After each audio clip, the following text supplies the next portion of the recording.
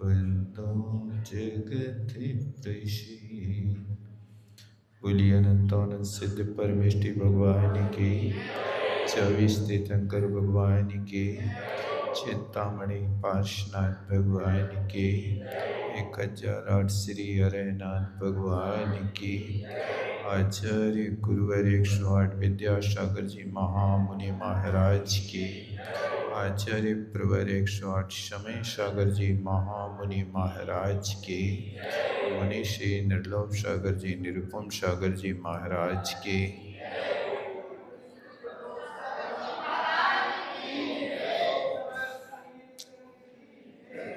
सम्यक दर्शन के तृतीय अंग निर्विचिकित्सांग का स्वरूप अपन ने कल देखा था। निर्विचिकित्सांग का अभिप्राय था कि ये शरीर मलमूत्र आदि अपवित्रताओं का पिटारा है, किंतु इसमें यदि रत्नत्रय की प्राप्ति हो जाए तो यही शरीर पवित्र हो जाता है। पवित्रता गुणों से हुआ करती है, इसलिए जिनके आत्मा में रत्नत्रय प्रकट होता है तो शरीर में भी वीतराग भाव उत्पन्न हो जाता है। वाही वस्त्रादि का आभूषणों का सजावट का त्याग करना ये वीतरागता की ओर कदम बढ़ाना हुआ करता है। इस शरीर के प्रति जब विरक्ति भाव उत्पन्न होता है तो किसी प्रकार के सजावट का भाव नहीं हुआ करता है। अंदर से सजावट परिणामों से हुआ करती है, क्योंकि चेहरे की पवित्रता क्षणिक होती है और चारित्र की पवित्रता शाश्वत होती है। चेहरे की पवित्रता से, चेहरे की उज्ज्वलता से लोग पूछ सकते हैं, लेकिन चारित्र की उज्ज्वलता होने से लोग पूज सकते हैं। पूजना रत्नत्रय के कारण हुआ करता है और पूछना एक सम्मान का सूचक हुआ करता है। इसलिए चेहरे की उज्ज्वलता पर लोग पूछ भी लेवें, इसकी कोई गारंटी नहीं है, लेकिन चारित्र की उज्ज्वलता व्यक्ति को हमेशा प्रतिष्ठा प्रदान कराती है। इसलिए चेहरे की उज्ज्वलता की अपेक्षा अपने चारित्र को उज्ज्वल बनाने की कोशिश करें। जो व्यक्ति जिस भूमिका में है, भले ही आप श्रावक हैं, साधु पद को नहीं ले पा रहे हैं तो कोई बात नहीं, श्रावक पद के योग्य अपने आचरण को भी उज्ज्वल बनाने की कोशिश करें। इस तरह से यहाँ ये शरीर की पवित्रता रत्नत्रय की उपस्थिति से हुआ करती है। इस तरह से यहाँ ये निर्विचिकित्सा अंग का पालन करना, किसी भी घृणित वस्तु को देख कर के गिलानी नहीं करना, क्योंकि ये पुद्गल का स्वभाव है। पुद्गल तो स्वभाव से पवित्र है, लेकिन उस पवित्र पुद्गल को अपवित्र बनाने वाला शरीर होता है। आप रोज पढ़ते हैं, देह परस्ते होए अपावन निस्दिन मलझारी। आपने अपने कपड़े को धोकर के रस्सी पर सुखा दिया, वो कपड़ा रस्सी पर 8 दिन तक पड़ा रहे तो अशुद्ध नहीं होगा, लेकिन रस्सी से उठ करके वो कपड़ा यदि शरीर पर आ गया तो फिर अब कितने दिन उसकी शुद्धि रहती है बताओ। आपने ये धोती पहन ली पूजा के लिए, भगवान की पूजा करके आए, तो जब तक वो रस्सी पर टंगी है तब तक तो शुद्ध है। अब वो रस्सी से उठकर आपके शरीर पर आ गई, आप पूजा करके आए हो, उस धोती को फिर से टांग दो, आप कल फिर पहन लेना। नहीं कर पाते, क्यों? पूजा से अपवित्र हुई क्या धोती? नहीं, देह परस्ते होए अपावन। इस शरीर के स्पर्श होते ही पवित्र वस्तुएं अपवित्र हो जाती हैं। इसलिए इस शरीर के प्रति ऐसी भावना रखना कि ये तो स्वभाव ही ऐसा है, इसके लिए हम कभी पवित्र नहीं कर सकते हैं। इसलिए शरीर के धोने में, मांजने में ज़्यादा समय बर्बाद नहीं लगाओ। आप लोग भजन भी पढ़ते हैं, क्या तन मांजना जी, क्या तन धोना जी, ये तो मिट्टी में मिल जाना, ऐसा कुछ भजन सुनाते ना आप लोग।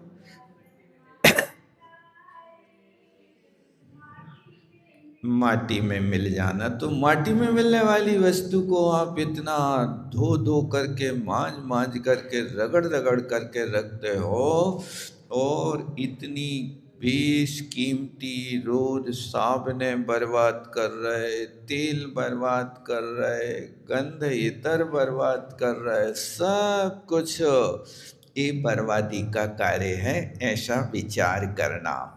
अब अमूढ़ दृष्टि अंग का लक्षण पढ़ते हैं। सम्यक दर्शन का चौथा अंग है। अमूढ़ दृष्टि का अर्थ है कि सम्यक दृष्टि जीव मूर्ख नहीं होता। अपनी हिंदी भाषा में क्या कहें?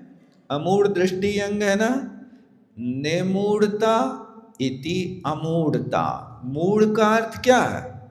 मूर्खता।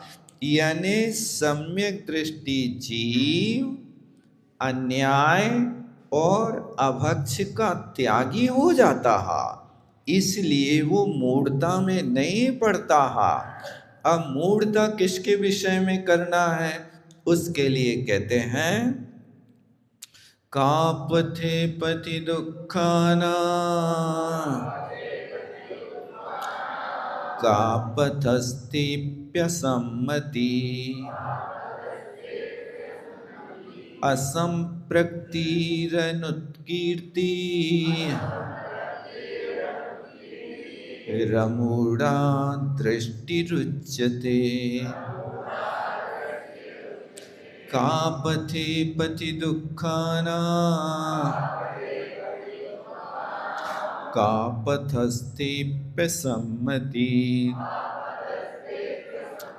असंप्रक्तिरनुत्कीर्ति, रमूढ़ा दृष्टिरुच्यते।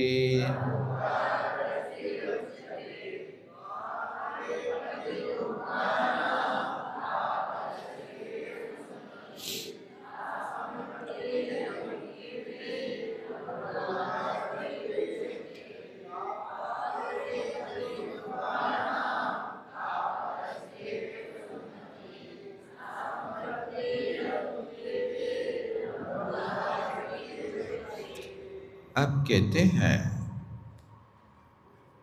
कि दुखानाम पथि, दुखों के मार्ग में देखो, संसार का प्रत्येक प्राणी दुख से डरता है, उस सुख को चाहता है। आप पढ़ते ना छेड़ाला में, जे भुवन में जीवे अनंत, सुख चाहे दुख ते भयवंत, ताते दुख हारी सुखकार, कहे सीखे गुरु करुणा था। ये पंक्ति बड़ी प्यारी लिखी छड़ाला ने, पढ़ी छड़ाला कि नहीं पढ़ी आप लोगों ने? श्राप का चार वाले छड़ाला सुन रहे कि नहीं सुन रहे? नाश्ता का समय हो जाता, भूख लगे आती है। अच्छा, नाश्ता का जुगाड़ अभी भी है? अब बंद हो गया, 25 तारीख तक था वो दर्ज। अच्छा, तो नाश्ता की व्यवस्था हो जाए तो छड़ाला में बैठने लगेंगे, है ना? अच्छा, क्या कहते हैं, ध्यान देना। इस तीनों लोकों में कितने जीव हैं? अनंत समझते क्या कहलाता? जिनका कोई अंत नहीं होता उनको अनंत कहता है। अनंत संख्या सबसे बड़ी होती है। 3 प्रकार की संख्या होती है, संख्यात, असंख्यात और अनंत। संख्यात भी 3 प्रकार का होता है, उत्तम, मध्यम और जघन्य। ये 3 प्रकार का संख्यात होता है। और असंख्यात भी 3 प्रकार का होता है, उत्तम, मध्यम और जघन्य असंख्यात। और अनंत भी 3 प्रकार का होता है, परितानंत, युक्तानंत, अनंतानंत। परितानंत 3 प्रकार का होता है, जघन्य परितानंत, मध्यम परितानंत, उत्कृष्ट परितानंत। फिर जघन्य युक्तानंत, मध्यम युक्तानंत और उत्कृष्ट उत्क्रांत युक्तानंत। फिर अनंतानंत भी 3 प्रकार का होता है, मध्यम अनंतानंत, जघन्य अनंतानंत और उत्कृष्ट अनंतानंत। ये अलौकिक गणित कहलाती है। तो ये संसार में कितने जीव हैं? अनंत। तो कौन सा अनंत पकड़ना? अनंत के भी अनंत भेद होते हैं। जैसे दहाई कहा है आपसे, तो दहाई कितने अंक की है? 2 अंक की है। शुरू कहां से होती है? 10 से। और दहाई का अंत कहां होता है? पक्का है ना?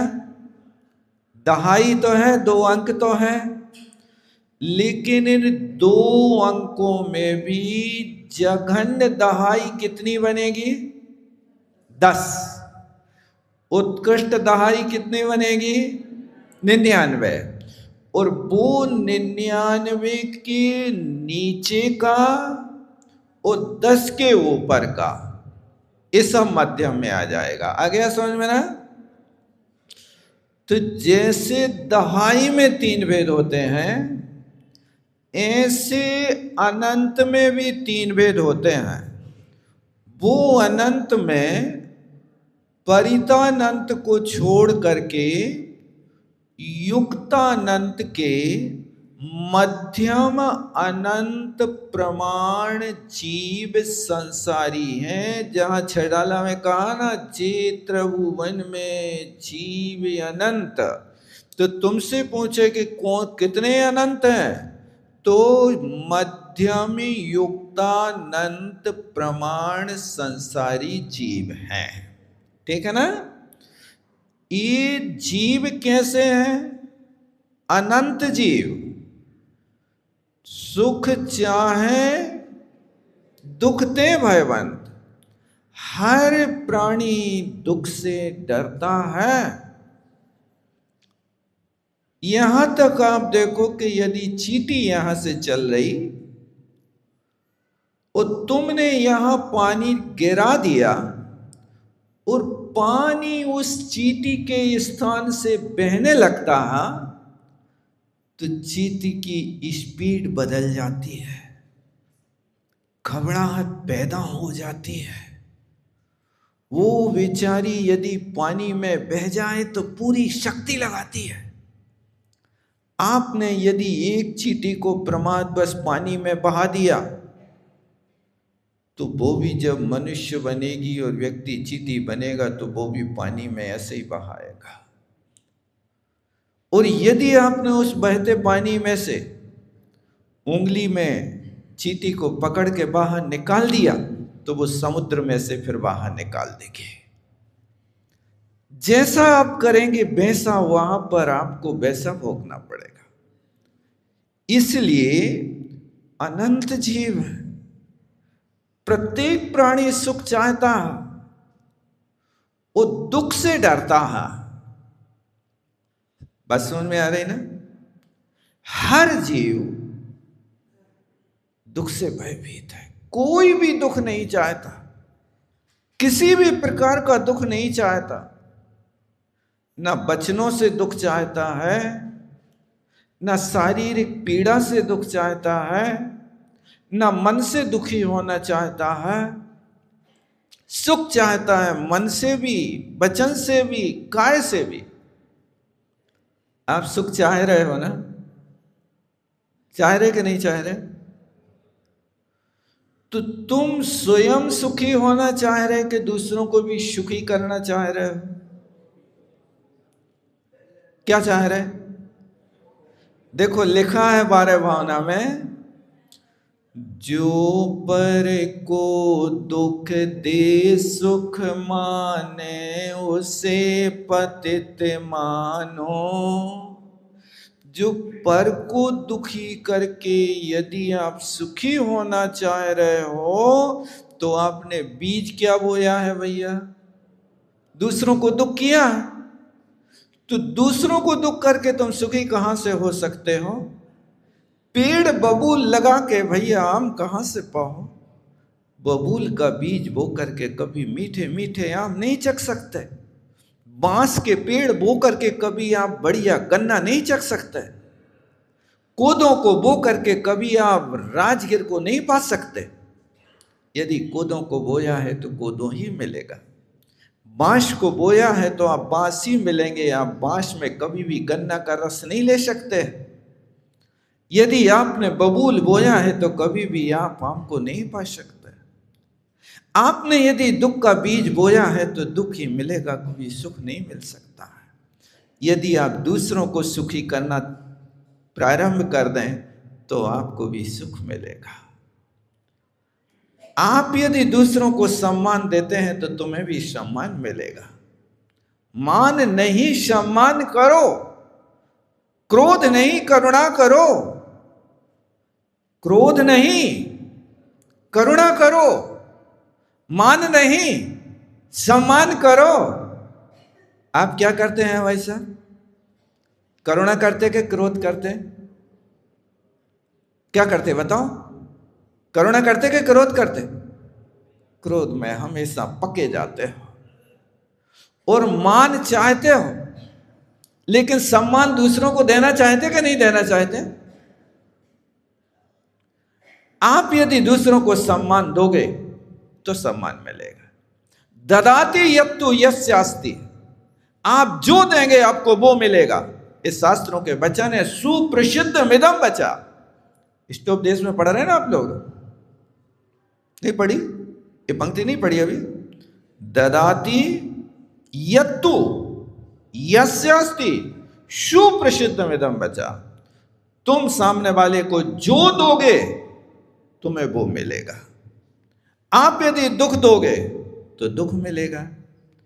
आप अपने बेटे से पूछो, क्यों रे कहां गया था? अरे तू नहीं जानता कहां गया था पापा? तेरे को यही पता नहीं? मैं तो मंदिर गया था। तुमने अपने बेटे से क्यों बोला? इसलिए वो तुमसे तू करके बोला। और यदि तुमने अपने बेटे से पूछा, बेटा कहां गए थे? पापा जी मंदिर गए थे, आपको पता नहीं? यानी आपने वचन यदि बच्चे के साथ में प्रेम का लहजा नहीं अपनाया तो तुम्हारा बच्चा भी तुमसे वही प्रयोग करेगा। क्यों बोलोगे तो वो तुम बोलेगा, तुम प्यार से बोलोगे वो चरणों में मस्तक रखेगा। ई ददाति यस्सु यस्यास्ति, इसलिए याद रखो क्रोध नहीं, करुणा करो, मान नहीं, सम्मान करो, दगा नहीं, निश्चल भाव रखो। ये बहुत प्यारी पंक्ति लिखी है, क्रोध नहीं करुणा करो, मान नहीं सम्मान, दगा सगा होता नहीं, कर तो शामृत पान। दगा किसी का सगा नहीं होता। आप दुनिया भर के साथ दगा करते हैं, लेकिन लिखा है दगा किसी का सगा नहीं, ना मानो तो कर देखो, और जिसने किया किसी के साथ उसका घर बिगड़ा देखो। दगा आपने जिसके साथ किया वो व्यक्ति आपके साथ भी कई गुना दगा करेगा। इसलिए आप ठगे सुख उपजे और ठगे सुख होए। यदि आप ठगाए गए तो तुम सुखी होगे, और तुमने दूसरों को ठगा तो कष्ट होगा। इसलिए इन बातों का ध्यान रखो कि क्रोध कभी भी करो नहीं, करुणा अंदर से प्राप्त करो। क्रोधी व्यक्ति को रोगी समझो, क्रोधी मत समझो। इसी तरह आप झुक कर के चलो, सामने वाला तुम्हारे चरण छुएगा।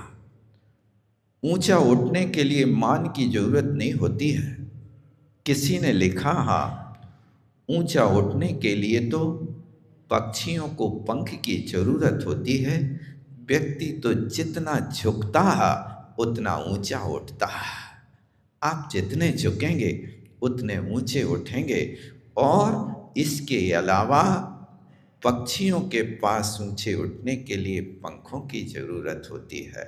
आप झुक करके देखो, सामने वाला तुम्हें झुक करके अपनी छाती से लगाएगा।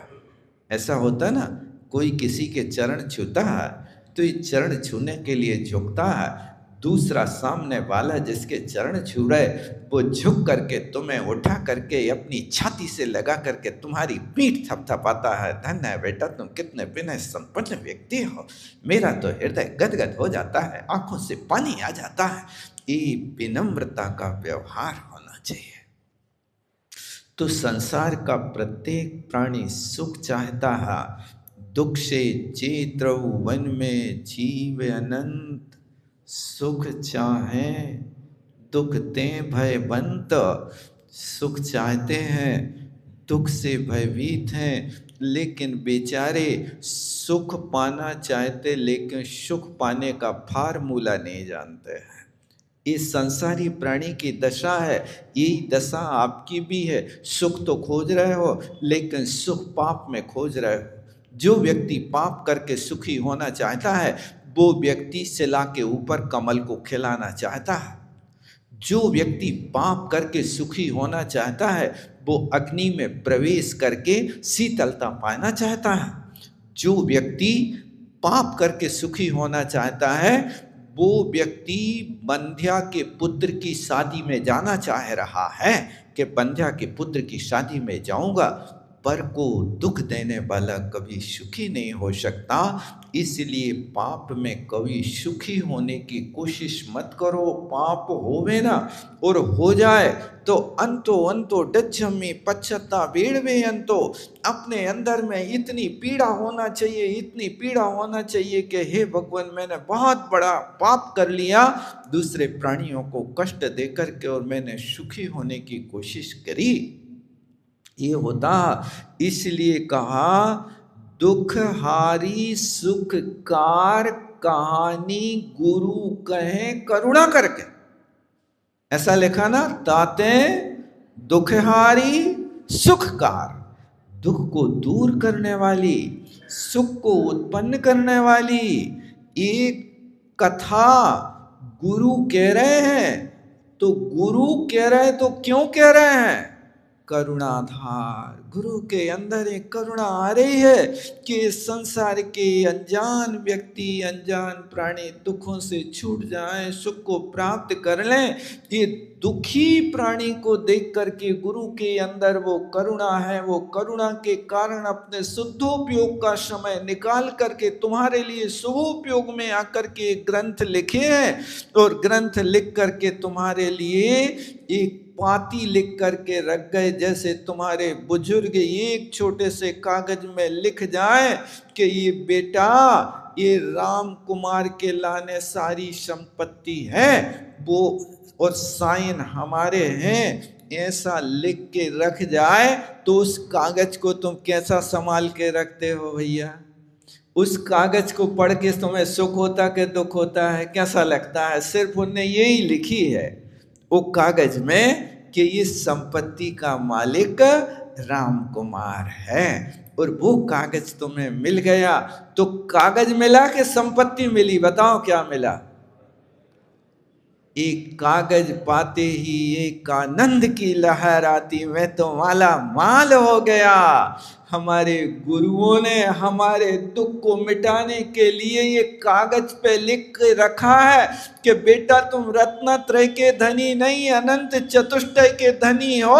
ये जिनवाणी के कागज में तुम्हारे सामने लिख करके रख गए, और बे लिख करके रख गए, तुम्हें संपत्ति तुम्हारी सौंप के गए, तो तुम ना संभालो, तुम्हारे जैसे अभागे पूत कैसे होंगे बताओ आप? हमें इतनी फुर्सत नहीं कि हम पढ़ सकें, अपनी बपोती को देख सकें। हमारे पूर्वजों ने हमारे लिए जो संपत्ति सौंपी है उसको हम संभाल करके रख सकें। एक कागज को तो संभाल के रख लेते हो, छोटा सा कागज मिल जाए उसको अच्छे से संभाल के रखते हो। उस बपोती को संभालने के लिए हमारा कर्तव्य है कि हम इस तरह से तत्पर होवें। ये बपोती जिनवाणी में भी है, गुरुओं ने हमें दी है हमारे लिए। हमारे गुरुओं ने हमारे लिए क्या दिया? उन गुरुओं के यदि हम आस्थावान बनते हैं तो आज अपने बीच में आचार्य भगवान को करीब 1 वर्ष होने को आ रहा है। उनके उपकार हम कैसे चुका सकते हैं? ये बार बार अंदर में भावना उद्वेलित होती है कि हे भगवान, हम कैसे अदा करेंगे उपकार हम तुम्हारे? हम तो बने सितारे, गुरु आपके सहारे। हे गुरु, हम तो आपके सहारे सितारे बन गए, हमें कौन पूछने वाला था? उन गुरु की कृपा है कि जिन गुरुओं ने हमको आज सब कुछ दे डाला। आप कहते तो है कि हमने कुछ नहीं दिया, और गुरु जी तुमने सब कुछ दे डाला। मैं कहता हूँ आज ये अवसर है आपके सामने के अभी 6 तारीख को अपन गुरुदेव का स्मरण दिवस मनाने वाले हैं, गुरु की पुण्य तिथि मनाने वाले हैं।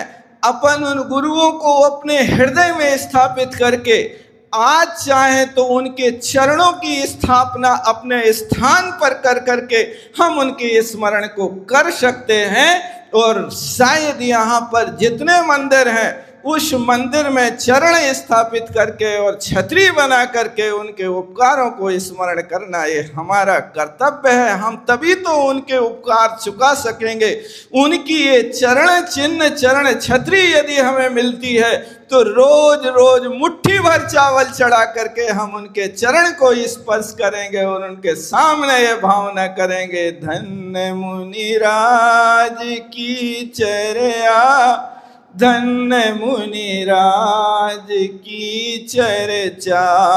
उन गुरुओं को हम आज स्मरण कर सकते हैं। इसलिए जितने मंदिर हैं, एक व्यक्ति चरण स्थापित करके और इन छतरी बना करके अपने गुरुओं के उपकार को चूंकि चुका नहीं सकता कोई, लेकिन फिर भी आपके माध्यम से काम हुआ तो ये समझना कि आपने और भक्तों के लिए स्मृति दिला करके ये काम कर दिया।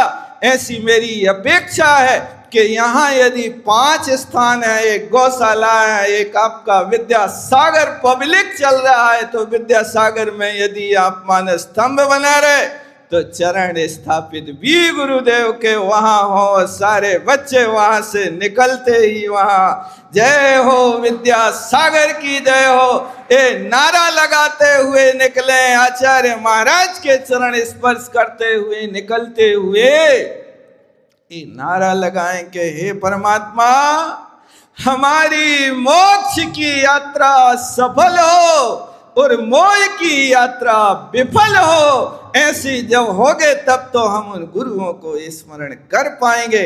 इसलिए हमारा कर्तव्य है कि यदि हम सच्चे भक्त हैं तो ये स्थान स्थान पर गुरुओं की स्मृति ऐसी हो जाए कि ये है हमारे गुरु, धन्य मुनिराज की चर्या। ये चरण स्थापित करने के लिए मानसिकता बना लेना और 5 लोग ऐसे खड़े हो जाना अभी क्लास के बाद कि जो अच्छे तन मन से हमारी गुरु भक्ति है और हम गुरु भक्ति के लिए समर्पित हैं, चाहे जितना लग जाए, कोई मत पूछना क्या लगेगा, नहीं गुरुओं के लिए क्या लगेगा ये सोचना नहीं, जो लगेगा वो करेंगे हम। एक क्या पाषाण के, हम तो सोना के चरण भी स्थापित करके अपने गुरुओं के स्मरण को रखेंगे। ये हमारा कर्तव्य है, तभी तो हम गुरुओं की स्मृति में कुछ कर पाएंगे। ऐसे उन गुरुओं के विषय में स्मरण करके हम उनकी आराधना करें, तब कहीं जाकर के हमारा रत्नत्रय पवित्र हो सकता, दुखों से छुटकारा पा सकते। इसलिए कहा कहें सीख उन गुरुओं ने घर घर जाकर के और संसार में पड़े हुए प्राणियों को हाथ पकड़ पकड़ करके और इस संसार के दुखों से निकाला और निकाल करके ये हमारे बीच में आज मैं कहता हूँ, आप इतने लोग यहाँ बैठे हैं, ये कौन की कृपा है? ये उन गुरुदेव की कृपा है कि काश उनने गोबर में गड़े हुए इन लोगों को नहीं निकाला होता तो आज इतने लोग सभा में बैठने के लिए कहाँ तुम्हें इतना फुर्सत था, कैसे बैठते?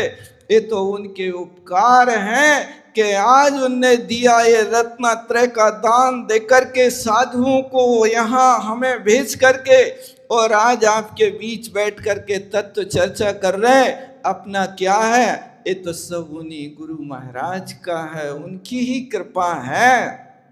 उनकी कृपा से परंपरा चलती रहे। इसलिए कोई धन का सदुपयोग ऐसे करे, कोई धन का नहीं तो तन का उपयोग करे कि गुरु ने जो मार्ग दिया उस मार्ग पे हम बढ़ते जाएं, बढ़ाते जाएं। पैसे दे दिए लेकिन अपनी संतान को भी ऐसा संस्कारित करो कि जिससे ये परंपरा आगे हजारों वर्ष चलती रहे। क्योंकि अपनी संतान को ये भी आप उपदेश दो कि बेटा हर पद में कष्ट है, मुनि पद उत्कृष्ट है। मोक्ष मार्ग में यदि ये पद है तो वास्तव में उत्कृष्ट पद है, महावीर का लिंग है। आचार्य भगवान ने दे करके यहाँ तक परंपरा चलाई, उस परंपरा को आगे भी चलाना। ऐसे कहें सीख गुरु करुणाधार, वे सीख दे रहे हैं, करुणा करके दे रहे हैं और उस करुणा के साथ में वो सीख को यदि तुम नहीं धारण करते हो तो ये हमारा अभाग्य है, सौभाग्य नहीं हो सकता।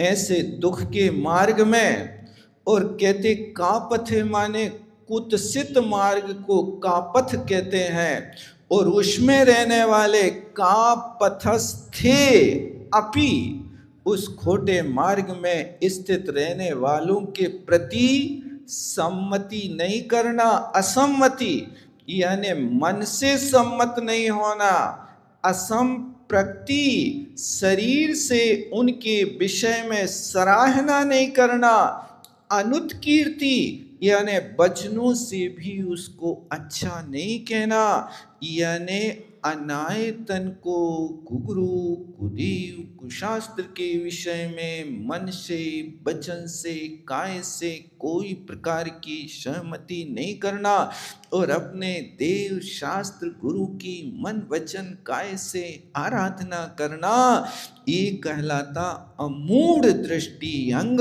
इस अंग के विषय में सतर्क रहना, क्योंकि कभी कभी भय से, आशा से, लोभ से व्यक्ति की बुद्धि विचलित हो जाती है, धर्म को छोड़ देता है। एक बार पंडित पन्नालाल जी साहित्याचार्य जी ने बताया था कि सागर में एक महानुभाव निकले उनके घर के सामने से, तो उनने कुछ दिनों से पूजा करना बंद कर दी थी और वे बहुत पुराने भक्त थे, भगवान के वर्षों से पूजा कर रहे थे। अब उनने मंदिर आना बंद कर दिया। तो एक दिन पंडित जी को वे भव्य आत्मा मिले, तो पंडित जी ने उनसे कहा, भैया भागचंद, तुम आजकल मंदिर नहीं आ रहे, क्या बात है? तो उनने कहा, पंडित जी अब कहाँ तक मंदिर आए, 35 साल हो गए हमें पूजा करते, भगवान ने तो हमारो घर ही बिकवा दो, अब क्या करें भगवान की हम पूजा। ये शब्द पंडित जी के सामने कहे कि 35 साल भगवान की पूजा करी और भगवान ने घर बिकवा दो। इस सोच क्या सही है आपका? भगवान ने घर बिकवा दिया, पूजा कर रहे सो भगवान प्रसन्न नहीं भाई तुमसे? अरे ऐसे निधत्ती निकाचित कर्म थे, जिन कर्मों से तुम्हारी दशा और निम्नतर होना थी, लेकिन भगवान की भक्ति से सिर्फ घर ही बिका, तुम्हारा शरीर नहीं बिका, तुम नहीं लुटे। ये क्यों नहीं सोच रहे? परमात्मा की भक्ति कभी घाटा नहीं करा सकती है, ये तो अपने कर्म का उदय है। इस प्रकार से यदि आप अनास्था रखते हैं तो ये सम्यक दर्शन से रिक्त जीव हुआ करते, इनके पास सम्यक दर्शन नहीं होता। लेकिन जिनके पास सम्यक दर्शन होता है वो भगवान को उलाहना नहीं देते हैं। सीता ने नहीं कहा कि हमने राम के लाने जान दे दी और राम हमारे लाने वनवास में छोड़वा रहे, ये सीता ने कहा था क्या? सीता सम्यक दृष्टि जीव थी।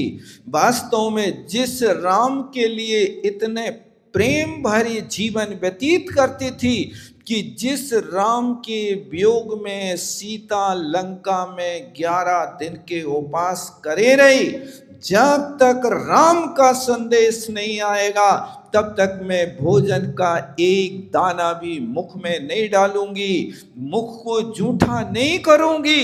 ऐसी पतिव्रता नारी, पति के लिए समर्पित वो नारी जो 11 दिन भूखी रह रही है, और ये 11 दिन की मर्यादा नहीं थी, 11वें दिन तो खबर मिल गई भाग्य से, उसने तो वहां जीवन अनशन आंदोलन कर डाला कि जीवन भर यदि पति की खबर नहीं मिलेगी तो जीवन भर भोजन नहीं करेंगे। देखो कैसा समर्पण था, इतना प्रेम था, इतना प्रेम था कि वनवास तो राम का हुआ था कि सीता का हुआ था? बताओ, वनवास तो राम का हुआ था, लेकिन अकेले राम जाने को तैयार, किंतु सीता कहती है कि आप जहां रहेंगे वहां मैं रहूंगी।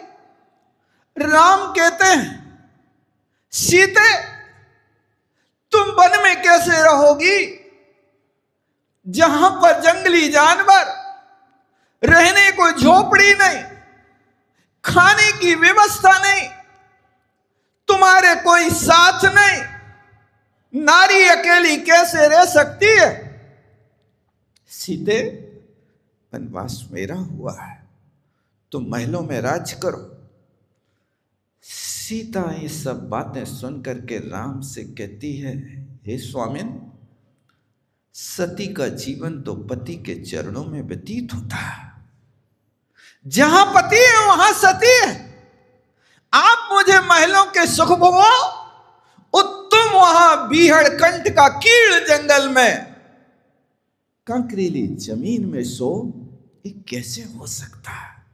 नहीं हो सकता।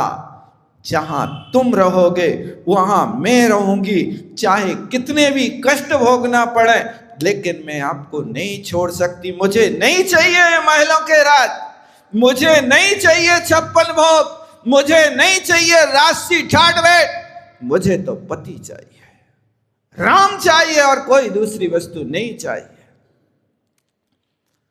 बहुत समझाने के बाद भी सीता नहीं मानी और चली गई, और घर से बाहर निकली और 4 कदम वो बेचारी चली, सुकुमारी, कोमल पैर जमीन में रखते लहू लुहान।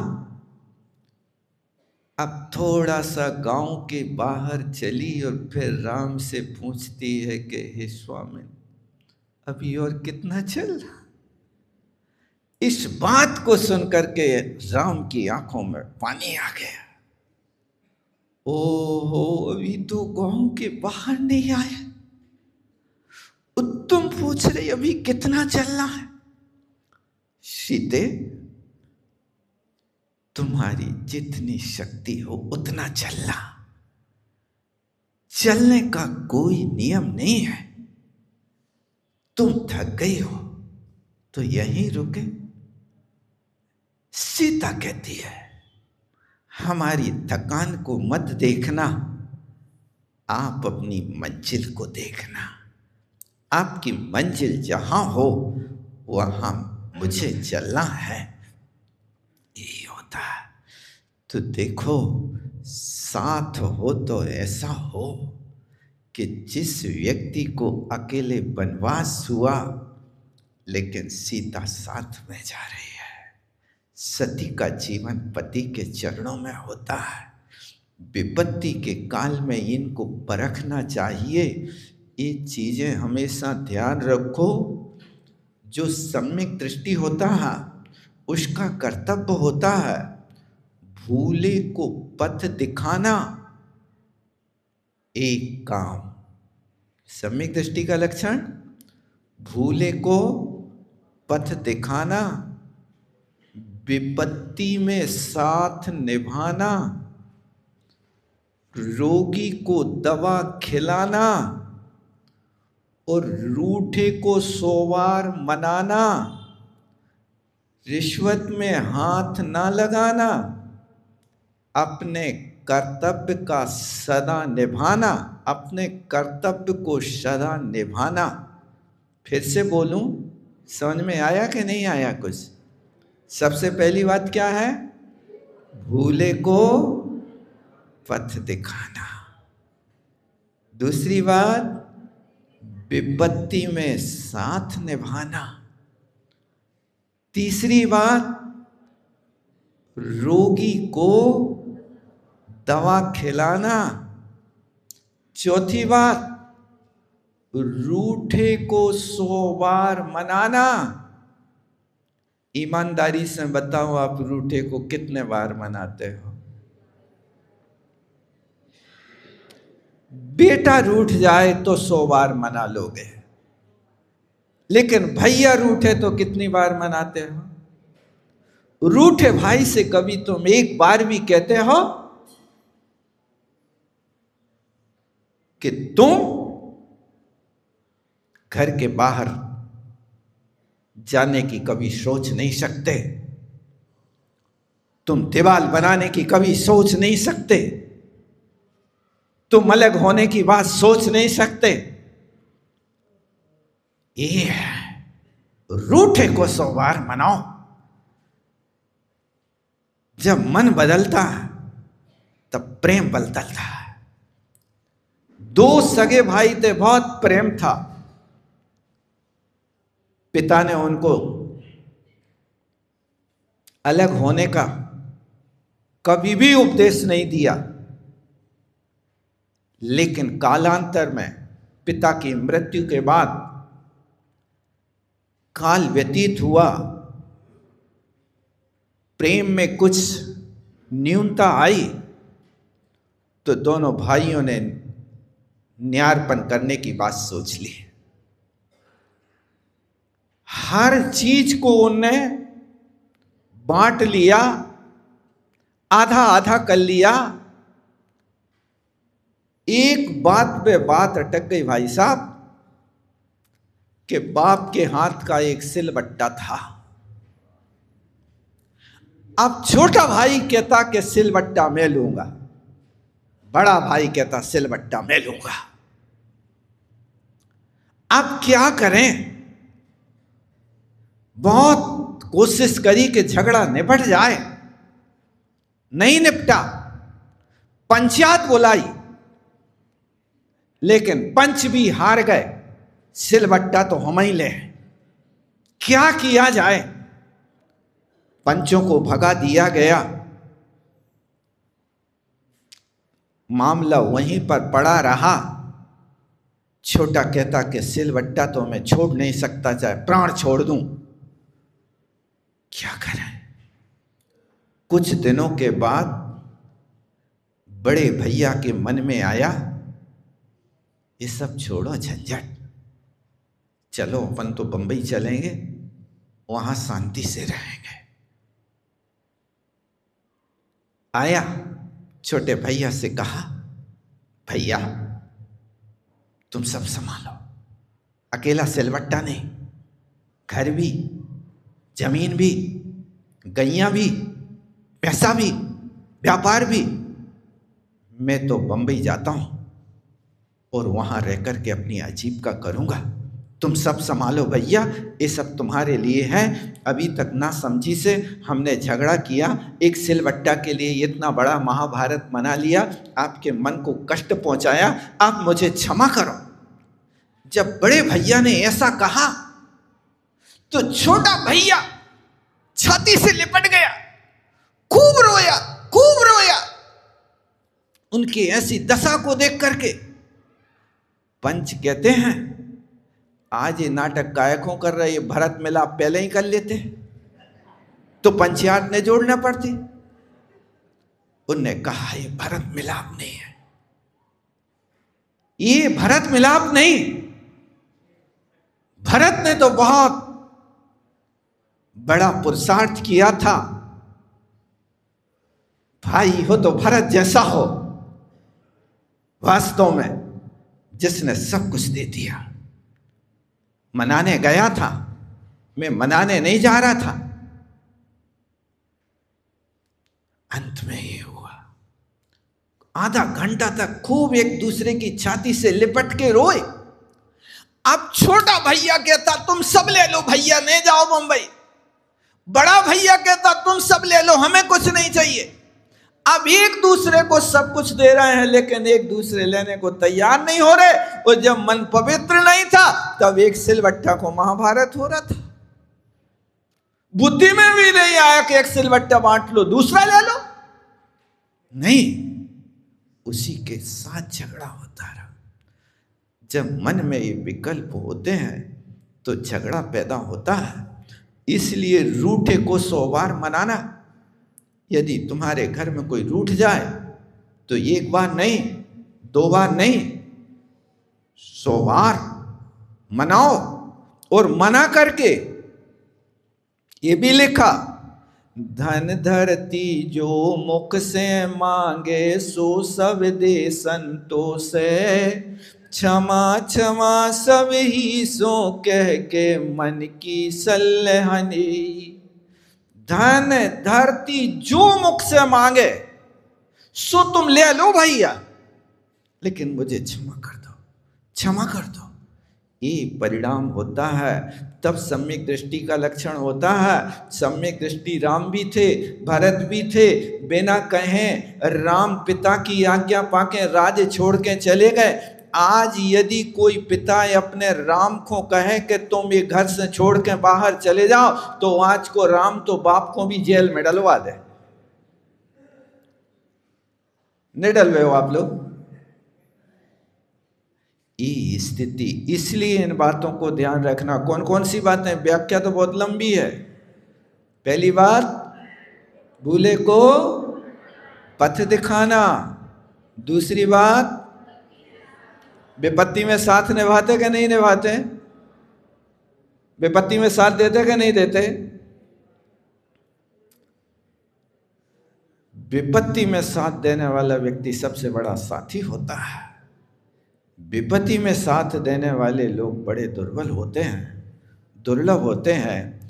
इसलिए लिखा, धीरज, धर्म, मित्र अरु नारी, आपतकाल परखिए चारी। ये चार चीजें आपत के काल में परखना। तुम्हारे पास धैर्य कितना है?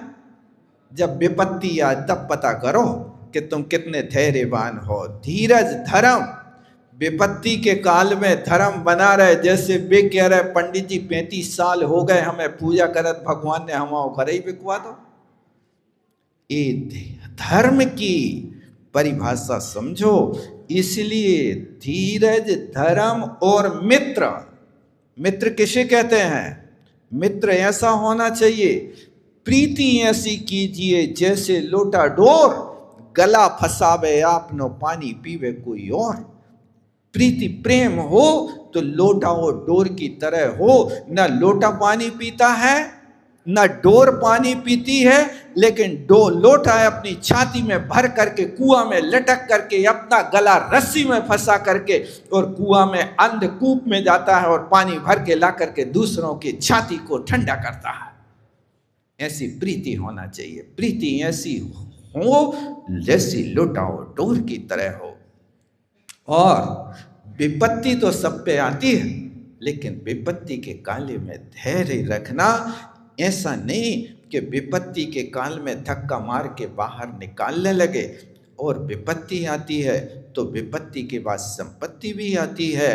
और रूठे को 100 बार मनाना और रिश्वत में हाथ नहीं लगाना। कभी भी पराया बिना कमाया पैसा, एक पैसा भी अपने घर में मत रखना। वो अपने लिए लाभदायी नहीं है। जी रिश्वत है, ये आज के समय में चलन हो गई है।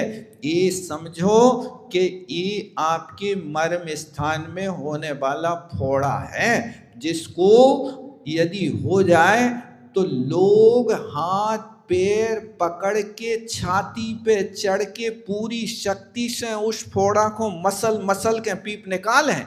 इसी तरह रिश्वत भी एक ऐसा फोड़ा है कि जिसको मसल मसल करके वो पीप निकालना पड़ती है, तब शुद्ध हो पाते हो। इसलिए कभी भी उसको लेने की को समय आज बहुत हो गया। आज यहीं विराम लेता हूँ। बोलो आचार्य गुरु विद्यासागर जी महाराज। जावाणी के ज्ञान से सूझे लोकालो, सोवाणी मस्तक धरूं सदा दे।